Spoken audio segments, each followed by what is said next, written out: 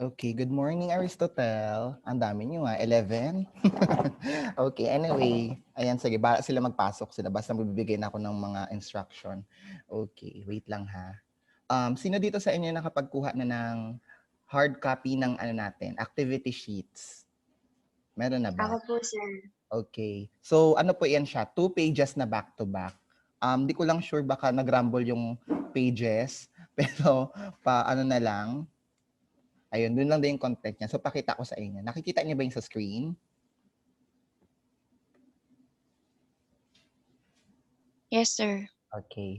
So, ito Yes po yung po. ating learning activity sheet. Okay. Tinawag, class yan siya. Okay. Yung C dun sa class, ano yun? Contextualized. Okay, may lang last na lang din. Ayan. Anyway, ayan. So, ito yung material natin. Hindi ko na kayo bibigyan ng module na pagkakapal-kapal. Okay? Siguro, bibigyan ko kayo, pero yung ano na lang yun, yung basta, yun. Yung sa huli, yung last natin for ano, yung natira for first quarter. So ito po yung ating learning activity sheet. Yung content po nitong class natin is meron po diyang small discussions. Okay? So, ayan siya. So, meron tayong unlocking difficulty sa tinatawag dyan. Ito yung siguro yung part na, ano, na makaka-help sa atin in doing the solutions or yon. Okay.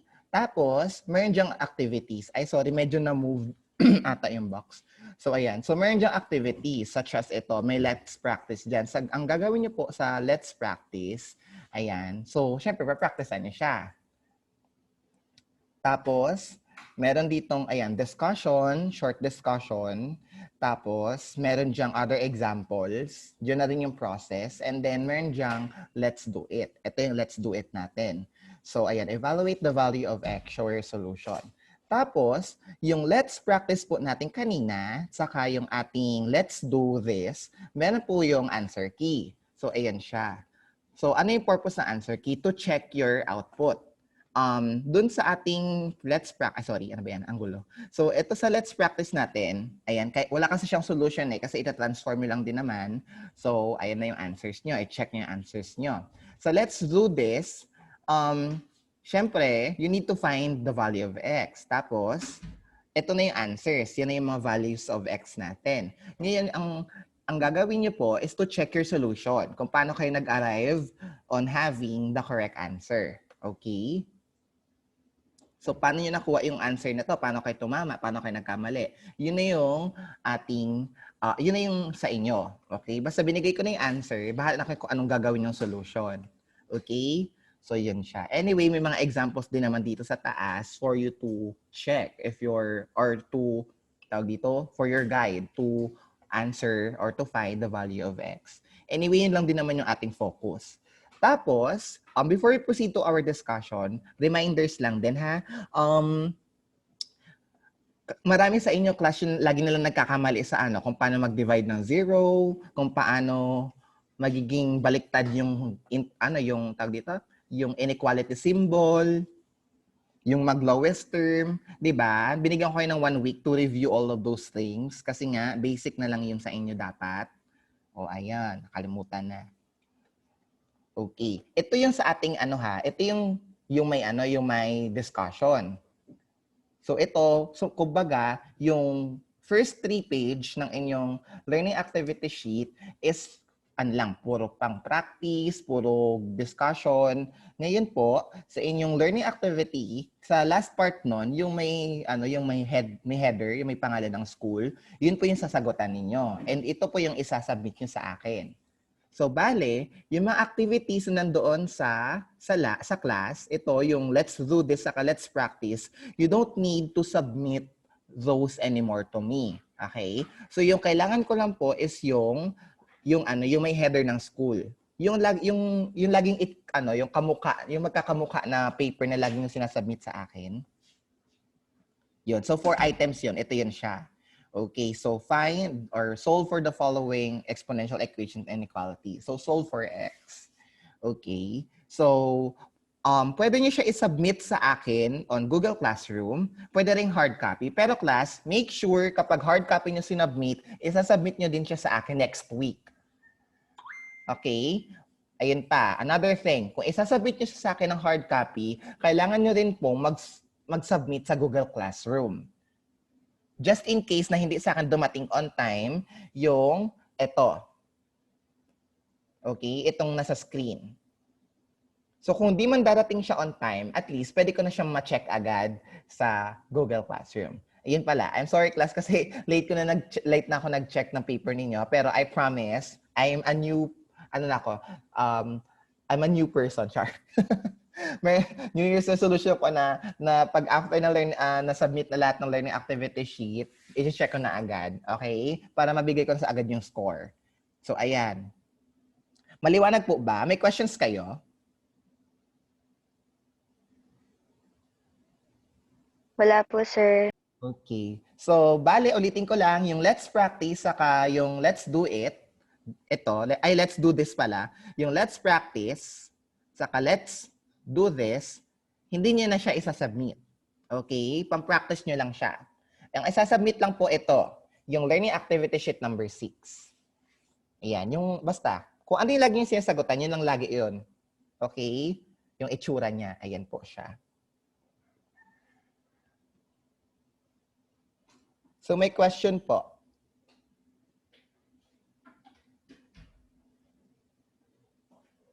Okay, so wala. Okay. So start na tayo. So siguro inform nyo na lang yung classmate nyo kung balak nila maghabol. Remind ko na lang din, Abby or Junice, check our attendance for today, ha? Okay. So 12 lang. Yes, sir. 12 pa lang pala nakakapasok. Ako pala yung isa. Okay, start na tayo ng discussion na. Okay. So our topic for this week is all about solving exponential equation and inequalities. Dinaanan na natin to siya doon sa yung dinaanan natin yung ganitong klaseng topic sa rational function. Pero that regards with the rational function. What if yung x natin nasa exponent? Okay?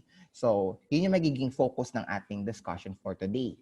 So, ayan. Before we proceed to our topics, I need you to show this, itong part, itong unlocking difficulties. Kasi we need this in answering our, or in finding x of the exponential equations and inequalities. So first one, we have properties of inequality or inequality for exponential equation or inequality.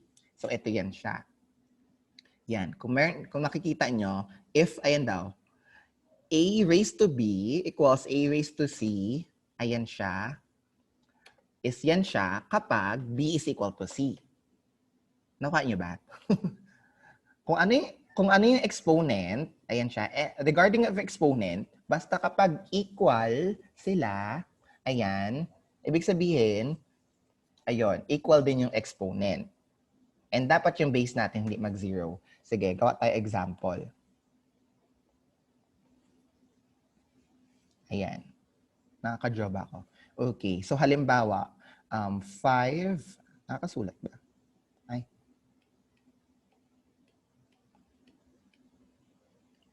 Ayan. Kaya, kunwari lang ha. So, we have 5 raised to x equals 5 raised to 2. So, yan siya. Ayun nga, since equal yung base nila, so, ang term na tinatawag natin dito cancel. So, pwede natin i-cancel yung base. Ayan. So, ang matitira na lang natin is x is equal to 2. Ayan siya. So, yon, magiging helpful siya sa atin kapag tayo ay magsosolve ng exponential equation. So, same way goes with our, pareho lang din po yun siya sa ating inequality. Ayan siya. Sa inequality naman, ganun din. Kaso, iba lang yung symbol. Mali yung mga symbol pala. Nagka-typo. Okay. So, dapat dito, class, dapat dito is greater than. Ayan, dito, less than, tapos dito not equal. Ayan siya. Sorry, hindi ko napansin. Ayan siya. Okay. Parang pareho lang din doon sa inequality, pero dito ay, pareho siya doon sa equation, pero ito ay inequality naman. So, yun siya. Kapag pareho yung base nila, pwede nyo na i-cancel yung base. Okay.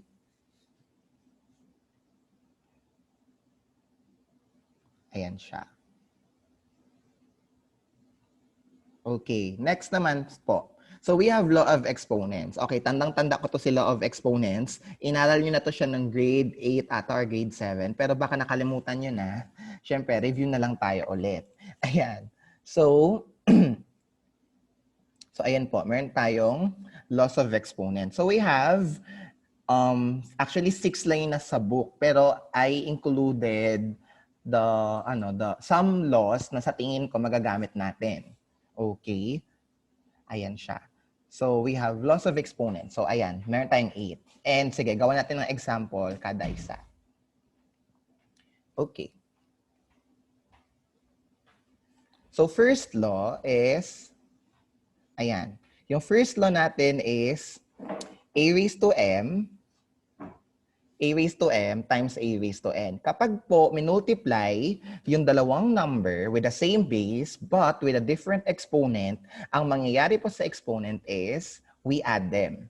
So let's take for example, kunwari, x raised to 7 times x raised to 6. So ang mangyayari po, kapag nag-multiply tayo ng dalawang number with the same base, pag-a-add lang natin yung kanilang exponent. Kaya we have x raised to 7 plus 6, that would become x raised to 13. Okay?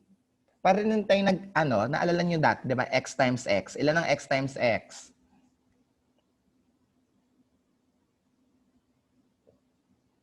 Sige nga, from the class, what is x times x? X squared po. Okay, x squared. O, bakit x squared? Kasi po, di ba, meron tayong imaginary exponent sa x, which is 1. O, di ba? So, x raised to 1 times x raised to 1. So, pag add natin yung dalawang 1 na yon, 1 plus 1 is 2, kaya x squared. So, yun yung law number 1 natin. Okay? So, yun siya. Next tayo, number 2. So, kapag naman po, yung number na may exponent, kapag ni-raise pa natin siya to another power or to another number, ang mangyayari po is yung mga exponents po ay imumultiply. Okay? Let's take for example. Kunwari, meron tayong y raised to 2 raised to 4. O, ano mangyayari? Magiging y raised to ilan?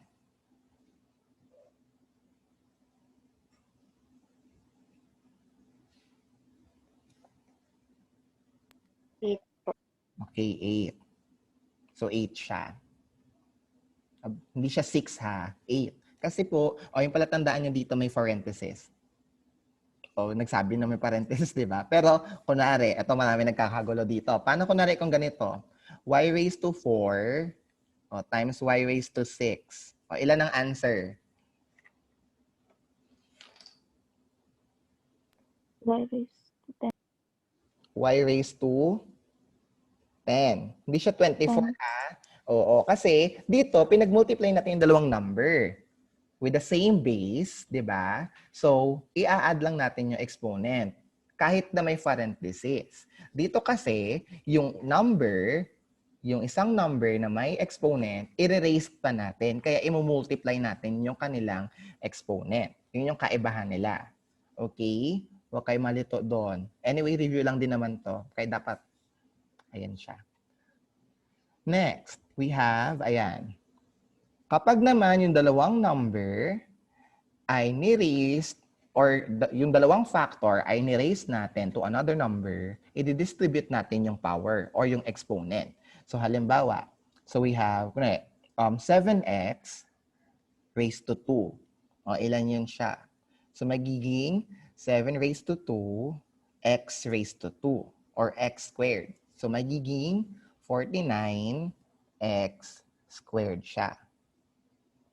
Okay? So, ganyan po.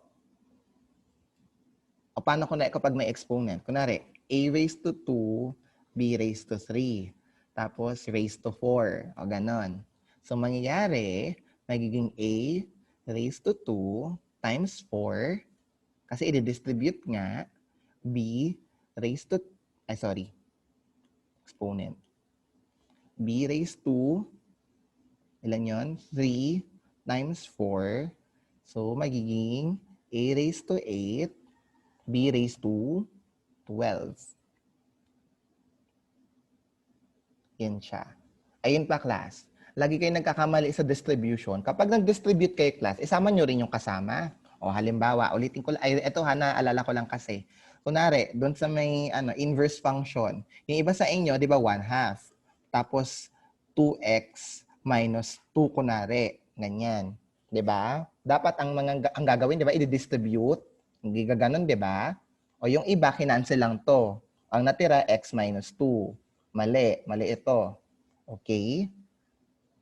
Dapat, i-distribute natin siya. Kunwari, 1/2 times 2x, ilan yun? X, di ba? O tapos, negative 2 times 1/2, so 1. O x minus 1 yung sagot. Nakalimutan yung distribution, kaya mali. Sayang yung points. Ganon. Okay, balik tayo. Okay na yung number 3, di ba? Okay, number 4. Pag ganito naman, kapag yung dalawang number with the same base, dinivide, is-subtract naman natin yung exponent. Para siyang kabaliktaran ng number 1. Kasi 'di ba yung product, ay ang opposite ng product, quotient, 'di ba? Ang opposite ng times, divide. O ang opposite ng plus, ng addition, subtraction, minus. O ganun yun siya dito. Kunwari, o 'di ba x squared divide x squared, ay char, wag yan. Pareho pala. Kasi 1 ang answer. O sige, pwede rin. O x squared, ay mamaya na. Kasi example number natin yan siya. Kunwari na lang iba. Kunwari, x to the fourth over x squared, x to the fourth. X to the fourth. Over x squared, o ilan? So magiging x raised to 4 minus 2. So that would become x squared or x raised to 2. Or x raised to second power. Ayun siya. Okay. Number 5, similar lang din sa number 2. All you have to do is to distribute the exponent in the numerator and in the denominator. Okay. So, kunwari, x over 2, x over 2 cube, that would become x cube over 2 raised to 3. Ang 2 raised to 3 natin is 2 times 2 times 2. Ayan. So, magiging x cube over 8. Class, ito pa, may nagkamali nakaraan. Ang 2 raised to 3 daw ay 6. Diba? Nandun yung sa natin, example. Mali. Pinag-times yung exponent sa yung base. Hindi yun siya ha. Diba? Ang exponent, kung ilang beses natin siya i-multiply. So, 8. So, yan yung rule number 5. Okay, rule number 6, any number raised to 0, o alam niyo na to, di ba? Any number raised to 0 is equal to 1. So, regardless ng number, basta number siya, real number siya, ayan, basta pag ni-raised siya sa 0, ang answer lagi ay 1. Kunwari, pi raised to 0, 1 yan. 1 million, o raised to 0, 1. Ano pa ba? 1/2. Raised to 0. 1 yan siya. Okay? Basta kapag may exponent agad na 0, 1 yan siya agad. Huwag na kayo solve. Basta pag may nakita kayo na kapag yung buong yun erase lang sa 0, 1 na yan siya agad. Okay? Okay. So next, number 7. Yung number 7 natin, kapag mayroon tayong, tawag dito, negative na exponent, ibig sabihin yon, kailangan nating i-reciprocal yung number at magiging positive na yung exponent. So halimbawa, meron tayong x raised to negative 4. So kapag x raised to negative 4 siya, i-reciprocal natin siya. So magiging 1 over, ayan siya, x, tapos yung 4 natin magiging positive na. So x raised to 4. O, sige, another example. Kunwari,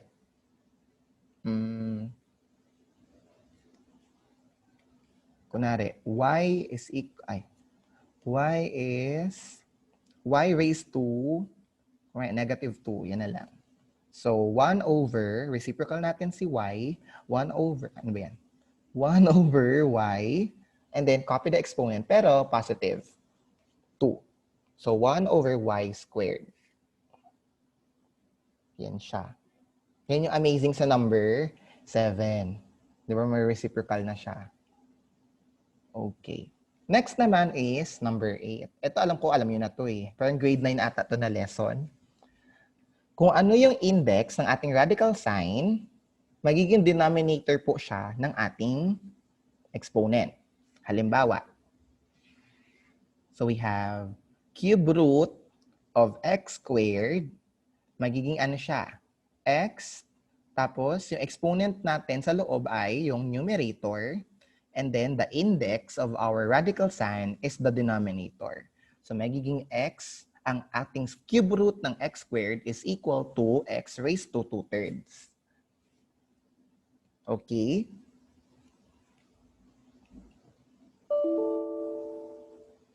So yun siya. Ano pa? Kunwari, sige, number 4.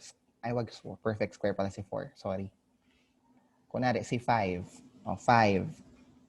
Mukhang 65. Ayan. Square root ng 5. O, kunwari, gawin natin siya exponent. Or in exponential form. So, kopyahin yung base. Ayan. Ano ang exponent ni 5? Sige nga, anyone from the class? 1. Okay. Pag walang exponent ang isang number or isang variable, meron yan siyang exponent na 1 na hindi natin makikita. Okay? So, yan siya. Meron, ma'am. Ayan. So, ano ang index naman kapag, ay, nakita niyo na. Okay. So, ano yung index naman pag wala kayo nakikitang number sa radical sign? Okay nga siya square root, ibig sabihin square, that is number 2. Okay? Or 2. So, 5 raised to 1/2. O baka kasi iba sa inyo dyan, yung square root ng 5, magiging, siya, 5 raised to 0 over 0. Hindi ha, kasi sabi, wala ako nakitang number. So, ibig sabihin 0, mali. Okay? Mali yon.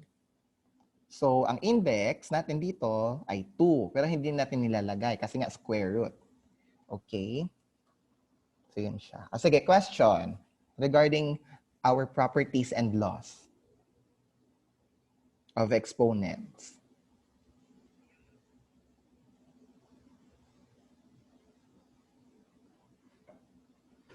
Walang question? Wala, sir. Okay. Sige, kayo nang bahala dito ha sa let's practice. Sa bahay niyo na lang gawin. Medyo binigatan ko lang ng slide yung iba dyan. Okay. So, ito. Ngayon, class, dito. Sorry, you may dapat yan. Kasulutang, you may have. You may po, yan siya ha. You may have. Ano yun? Diyan mo na. Ito, may. You may. Ayan siya. So, ito po yung table natin. Pwede nyo magamit as reference in finding the number or the exponent of one number. Paano to ginagamit? Halimbawa, yung 16, ay wait lang. Sige, kuha ako ng whiteboard.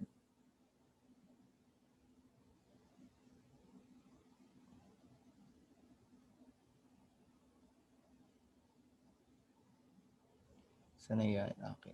Whiteboard. Ayan.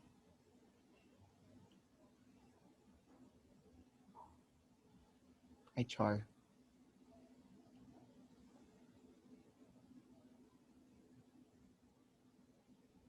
Ayan siya. Sige. So, yan po.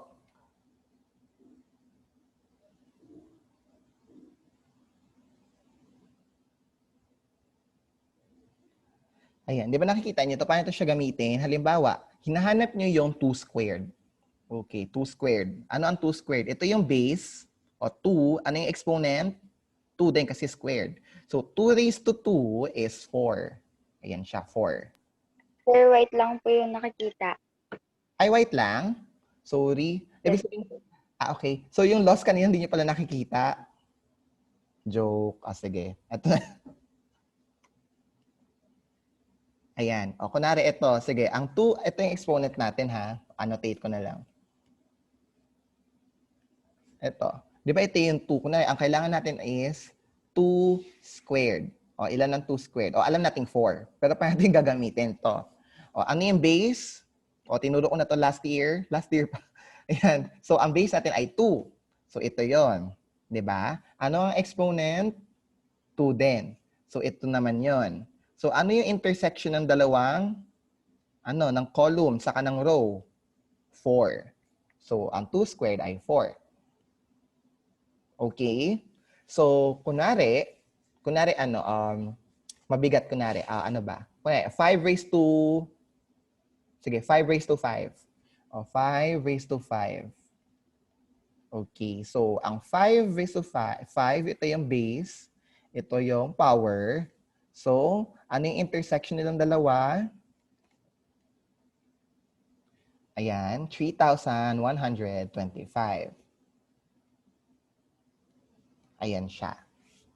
Okay. So, ganyan gamitin ha. O what if naman, yung binigay ay number? Kunwari, hinahanap niyo yung yung common, common base. Okay, kunwari, ang binigay na number is, kunwari lang ha, kunwari nahirapan kayo, 625. Okay. O alam niyo yung base 5 yun siya kasi nga 5 yung binigay sa kabila. O yan, 5. O ano yung power na magbibigay or ano yung power dapat ng 5 na magbibigay ng answer na 625? So that is 4. So ibig sabihin si 625 ay equal to 5 raised to 4. Okay? So ito lang class yung binigay ko sa sa tawag dito. Yung binigay ko sa inyong learning activity sheet. Pero marami tayong bases na pwedeng gamitin. Pwedeng base 10. Base 10 kasi yung pinakamadali. Di ba? Dagdagan mo na ng 0. Pwede rin base 6, base 8, base 4, base 5. Pero ito lang yung medyo common. Ngayon, assignment yun na yung iba. Pwede nyo naman kasi i-calculator yun, di ba? Pero anyway, ayan siya. So, pwede rin mano-mano. Kunwari, 2 raised to 9. I-multiply nyo yung 2 ng 9 times, sarili niya. Ayun siya.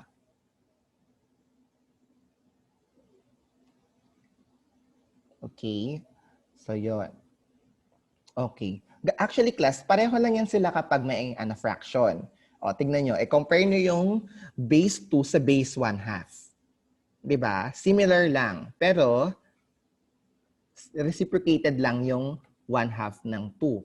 Okay, 'di ba? Parang si 2 at si 1/2, parang lang sila, reciprocal lang isa't isa or inverse nga ng isa't isa. Kaya pareho lang din halos yung kanilang answer. Pero dito, syempre, yung babae na malaki. 'Di ba? Ayan siya. Ayan na, proceed na tayo. So, steps in solving exponential equations and inequalities. So, we have 4 steps. Ayan siya. Actually, marami tayong step. Pero ito yung mga dapat yung tandaan. Hindi naman siya step, but dito? Parang guideline or guide in solving exponential equations and inequality. Okay, so, number 1, make sure that the bases are the same. Let's take, for example, we have here, ito nga, yung nasa activity sheet. So, we have 3 raised to 4x equals 27 raised to x minus 9. Ayan siya. Okay? So, ngayon po, ayan siya, di ba? Magbibigay ako ng isa pang example. So, kunwari, 2 raised to negative 2 equals 8 raised to x plus 2. Okay. Dalawang example. Sige. Ngayon po, katulad sinabi ko, make sure that the bases are the same. Ayan nga. So, ang gagawin natin is look for the common base. Example. Sorry. So, example, yung common base natin ay 3. Bakit 3? Kasi 3 and 27, ayan, pwede natin i-transform to 3. 27 is a power of 3. Okay, check natin kung tama ba yung sinasabi ko kanina. O, kasi nga, tignan nyo sa table, 3 times 3 times 3. Diba? Ang 27 ay 3 times 3 times 3. So, pwede natin siyang isulat as 3 raised to 3. So, yung 3 raised to 3 ay equal to 27. Diba?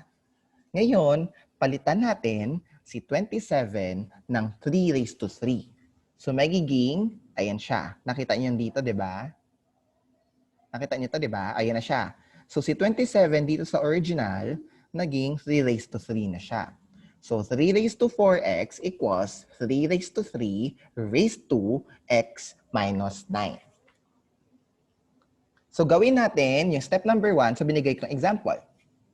So, 2 raised to 2, 2 raised to negative 2 rather, is equal to 8 raised to x plus 2. Ngayon, si 8 ay, ano si 8? 2 raised to ano siya?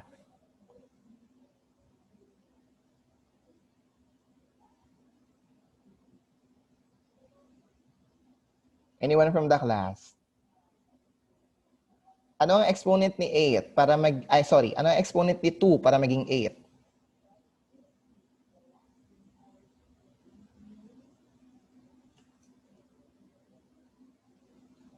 4, sir. 4? 4 ba? O, 2 times 2 ilan? 4. O, ilang 2 na yun multiply? Dalawa. O, times 2 pa? 8. 3, Okay, so 3. Ay, may nag-chat pala. 3. Tama. Okay, very good. Ngayon po, since 8 is equivalent to 2 raised to 3, all we have to do now is to substitute 8 with 2 raised to 3 para parehong 2 na yung bases natin. So we have 2 raised to 2 raised to negative 2 equals, palitan natin si 8, 2 raised to 3 raised to x plus 2. O ano nangyari kay 8? Naging 2 raised to 3 siya. Bakit? Kasi kailangan nating i-simplify yung equation na mayroon dapat parehong base. Kasi remember that we have, di ba, naalala nyo, mayroon tayong, pwede natin i-cancel yung bases kapag pareho sila. Kaya nag-iwan ako class dyan ng note. Ayan, no, note. We cannot simplify an exponential equation or inequality if they don't have the common base or they don't have a common base. Halimbawa, kung yung base ng isang side ng equation ay 3 at ang kabila ay 5, ay class, hindi talaga natin makakompute yon using exponential way.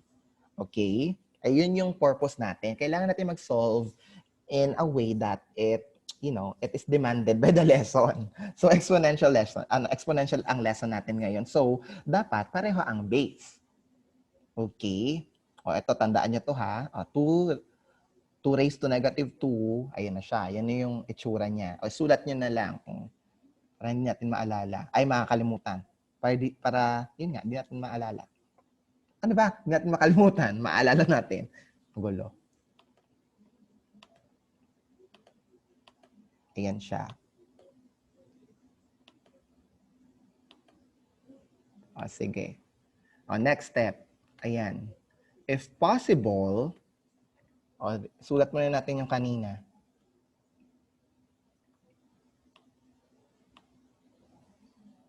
Okay, so we have 2 raised to negative 2 equals, ilan na nga yun? 2 raised to 3 raised to x plus 3 ba?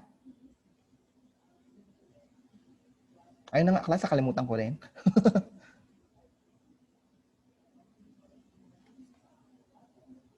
Hello?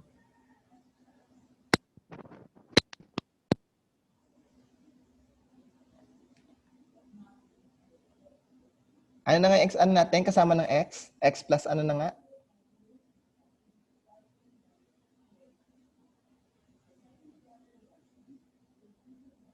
2 po, sir. 2, sorry. Hinanap ko rin eh. Okay, 2. Ayan siya. Okay. So, yan to na siya. So, ang next step natin, kapag pareho na ng base and na-substitute na natin yung original number, apply laws or law of exponent to simplify if it is possible. So in this case, ayan nga, pwede tayo mag-apply ng law of exponent. Di ba?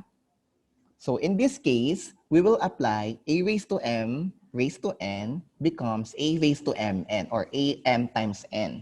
Doon sa part na pwedeng applyan. So doon sa 3 raised to 3 raised to x minus 9. So ito na, nakita niyo yung solution. So imumultiply natin yung exponent, magiging 3 times x minus 9. Class, do not forget to distribute when multiplying. Ang iba sa inyo na naman yan, yung 9 hindi na multiplyan ng 3, hindi na abutan ng biyaya. 'Di ba? Pareho silang pwedeng multiplyan, 'di ba? So, ang answer ay 3x minus 27. Therefore, the exponent is, ayun na, 3x minus 27. Okay? So, dito gawin natin dito. 2 raised to negative 2. Hirap magsulat, di ba? Sa pen tab. Okay, 2 raised to negative 2 equals 2 raised to 3 times x plus 2. Magiging 2 raised to negative 2 equals 2 raised to 3x plus 6. Tama? Distribute natin yan. Ngayon, ano yung answer? Ayun na, ito na siya. 3x plus 6. Okay. Next step. Apply the property of inequality or equality for exponential equations or inequalities to cancel the base. Cancel na natin si base. Cancel. Tapos, ibaba yung exponent. So, we have 4x equals 3x minus 27. Sa example na binigay ko kanina, magiging ano siya? Cancel na natin yung 2. Magiging negative 2 equals 3x plus 6 na siya. Okay? Next, simplify and evaluate further to obtain the value of x. So we have 4, ito na, solve na natin. 4x equals 3x minus 27. Ayan, kung nakakasabay pa, ito na. Ayan, lipat ko si 3x sa kabila. Ayan, magiging ano? Negative. So 4x minus 3x equals 27 and x is equal to 27. So yan na yung x natin. X is equal to 27. Now, on the example that I given to you earlier, so we have, ang naging itsura ay ito. Negative 2 equals 3x plus 6. Tapos, yan na, lipat natin si 6. So, magiging negative 6 minus 2 equals 3x. So, that will become negative 8 equals 3x. Divide both sides by 3. Cancel. X is equal to negative 8 over 3.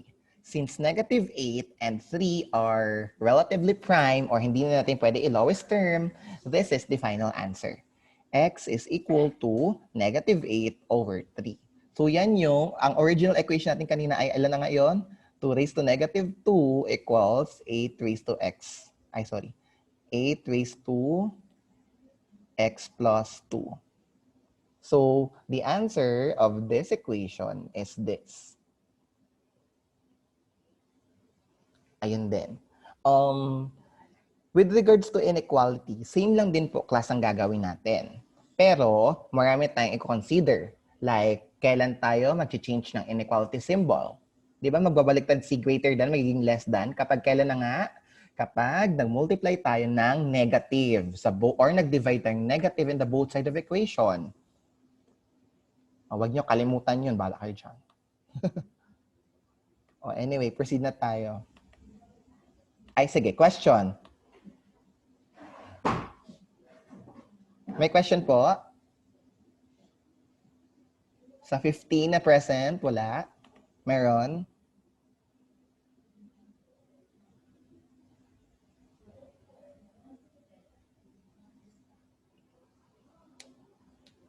May tanong po?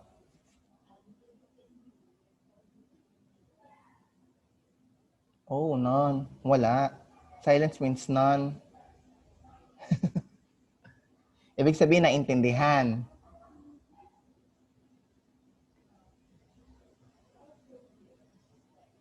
Yes, sir. Okay. Sige, proceed na tayo ha.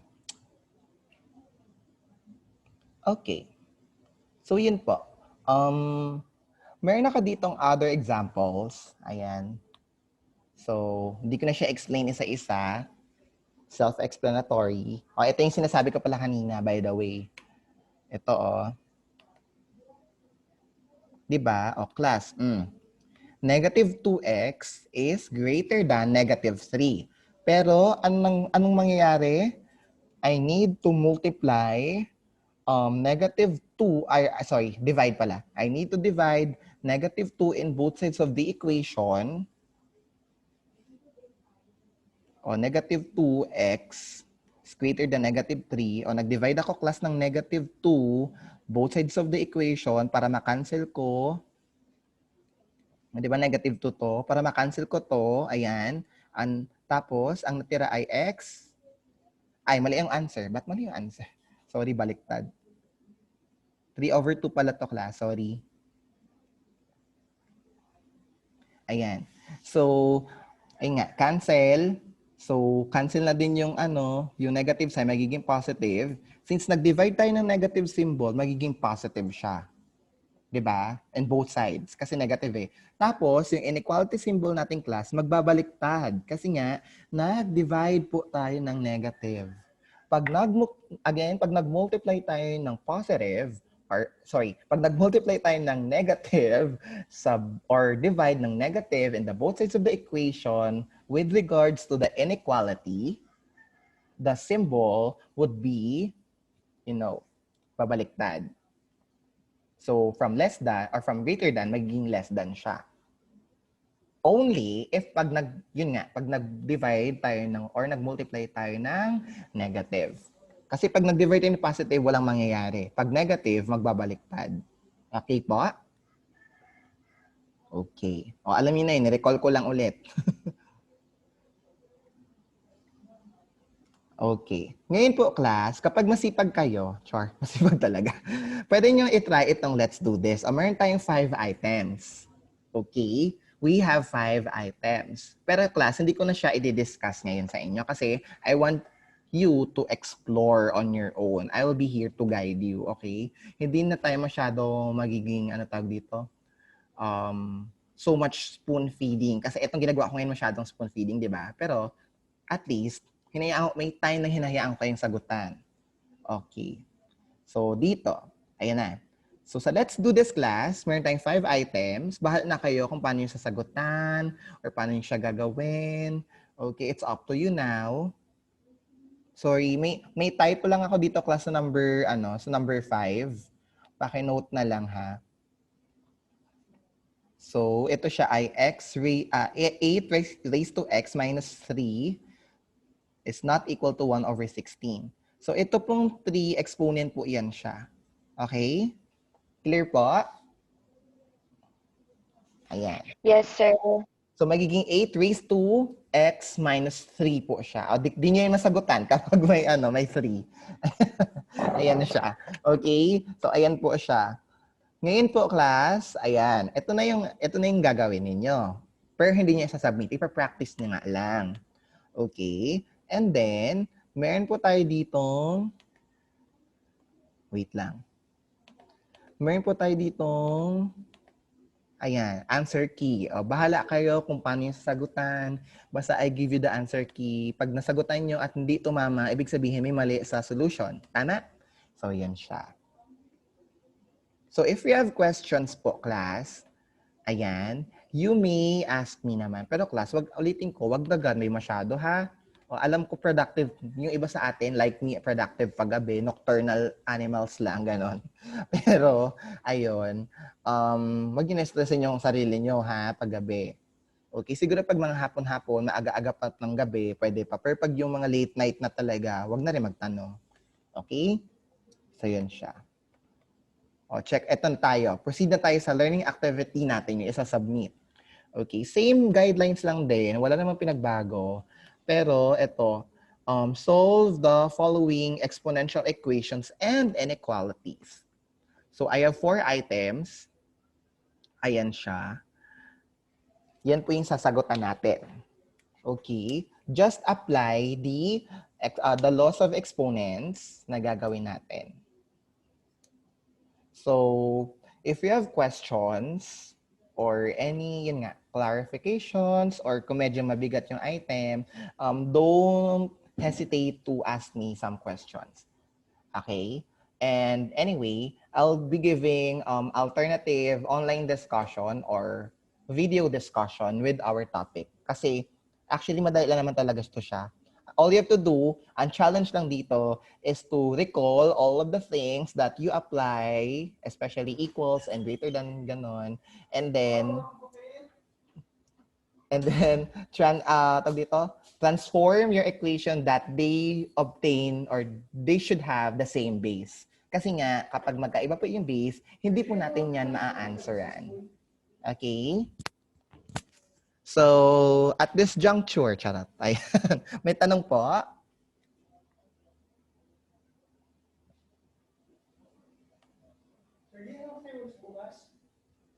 Okay, so wala. So wala ha.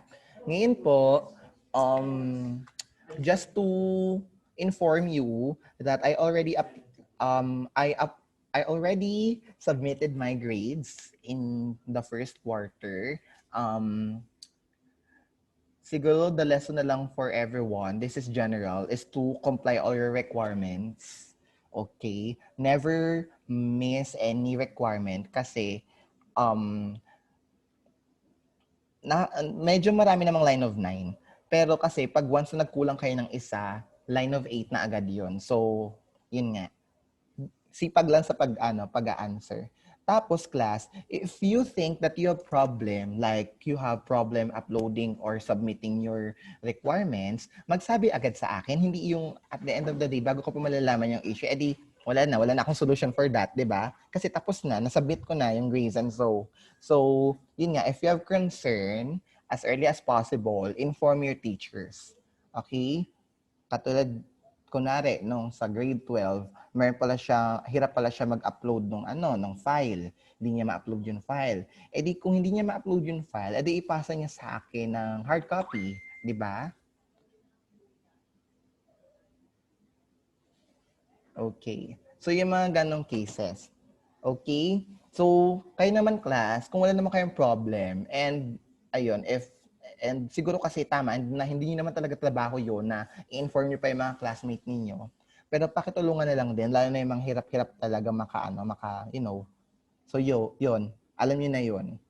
Tapos, ayun din, if you have a lot of time to do the things that you want, like biking and so kung may time naman pala kayo to do your recreational or leisure activities, gawin niyo na rin yung requirements ninyo kasi hindi naman kayo ililigtas ng biking ninyo sa college, di ba? Like, di ba? Especially ngayon, katulad ng sinabi ko last time, that your grades would be the primary basis for you to be admitted in your dream school or in your dream course. Lalo na pag may quota yan. Di ba? So, if I were you, starting grade 11, you need to be serious of your subjects or regardless of kung ano man yan, basta sa subject ninyo, na sa tingin nyo, tataas naman yung grade ninyo if you do so. Okay. So, wala na bang itatanong or what? Para i-dismiss ko kayo ng maaga and you may now start answering maybe your learning activity sheet.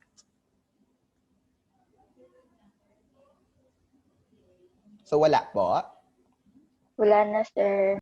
Okay. So, if there's none, last reminder. Again, if you have questions, do not hesitate to ask me, okay? Especially na hindi ko kayo masyadong dinaskasan ngayon ng bonggang-bongga. Okay. So, if there is no more concerns, I guess that would be all for today. Goodbye, grade 11 Aristotle. Thank you, sir. Bye po. Bye. You're welcome. Thank you then. Sir.